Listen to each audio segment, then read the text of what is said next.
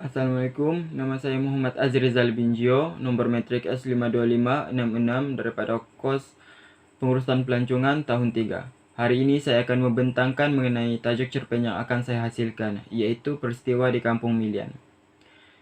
Yang pertama adalah tema dan persoalan. Tema cerpen ini adalah kemasyarakatan dan mengetengahkan persoalan mengenai masyarakat yang sukar menerima pembaharuan dalam kehidupan. Seterusnya pula adalah plot. Plot yang terdapat di dalam cerpen ini adalah permulaan, perkembangan, dan peleraian. Manakala teknik plot yang digunakan adalah dialog, monolog, imbas kembali, monolog dalaman, dan suspense. Seterusnya kita beralih kepada latar. Terdapat 3 latar yang digunakan di dalam cerpen ini, yaitu latar masa, latar tempat, dan latar masyarakat.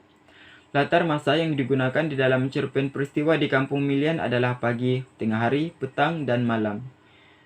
Seterusnya adalah latar tempat. Latar tempat yang digunakan adalah di bilik kuliah, pejabat pensyarah, FF, dan Kampung Milian Kinabatangan.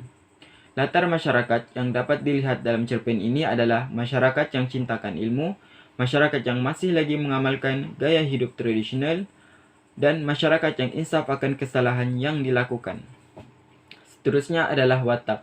Terdapat 4 watak di dalam cerpen ini, yaitu Dr. Azri merupakan pensyarah bidang pelancongan di Universiti Malaysia Sabah. Seterusnya Tok Rungau yang merupakan ketua Kampung Milian. Seterusnya adalah Mark Morgensen yang merupakan pelancong yang datang ke Malaysia disebabkan tuntutan pelajaran. Dan akhir sekali adalah watak Haji Arsa yang merupakan imam Kampung Milian. Seterusnya kita beralih kepada sinopsis cerpen peristiwa di Kampung Milian. Cerpen peristiwa di Kampung Milian ini menceritakan tentang kisah Dr. Azri yang mengimbau kembali pengalamannya yang berjumpa dengan pelbagai bentuk tingkah laku masyarakat ketika masih bekerja sebagai pemandu pelancong sebelum mengambil keputusan untuk menyambung pengajiannya ke peringkat master, seterusnya PhD, hingga dia bergelar Doktor Falsafah.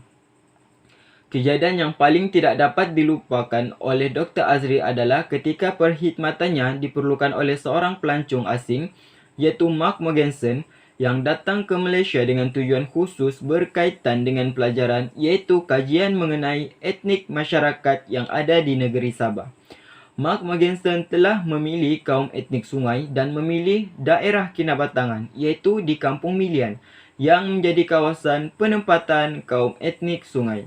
Dr. Azri bersetuju untuk menjadi pemandu pelancong Mark Morgensen memandangkan dia juga daripada suku kaum Sungai dan kampung kelahirannya tidak jauh daripada Kampung Milian tersebut. Namun terjadinya kejadian yang hampir berlakunya pertumpahan darah kerana sifat tidak terbuka sesetengah penduduk di Kampung Milian, antaranya Tok Rungau yang merupakan ketua kampung tersebut. Beliau tidak suka dengan kedatangan orang luar, terutama sekali bila dikaitkan dengan perkara yang berkaitan dengan pembangunan.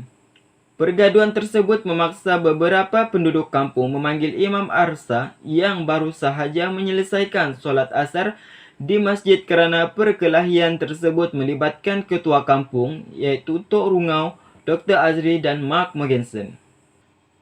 Seterusnya kita beralih kepada storyboard peristiwa di Kampung Milian, yaitu permulaan, perkembangan, dan pengakhiran.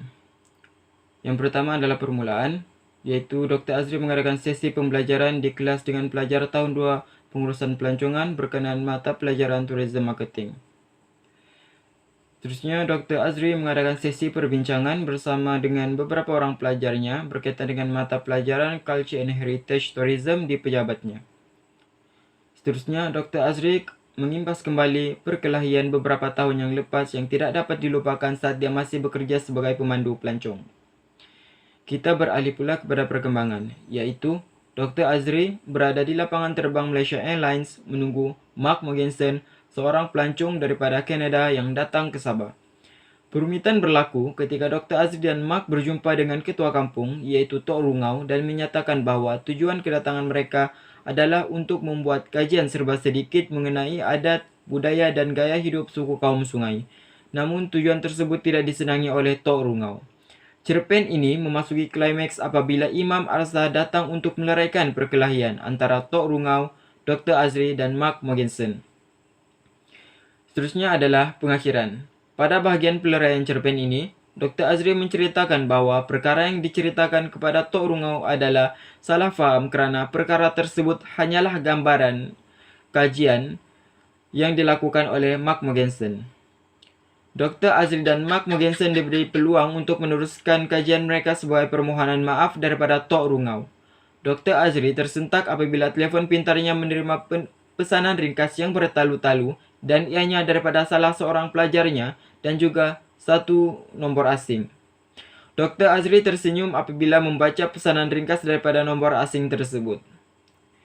Itu saja daripada saya. Sekian, terima kasih.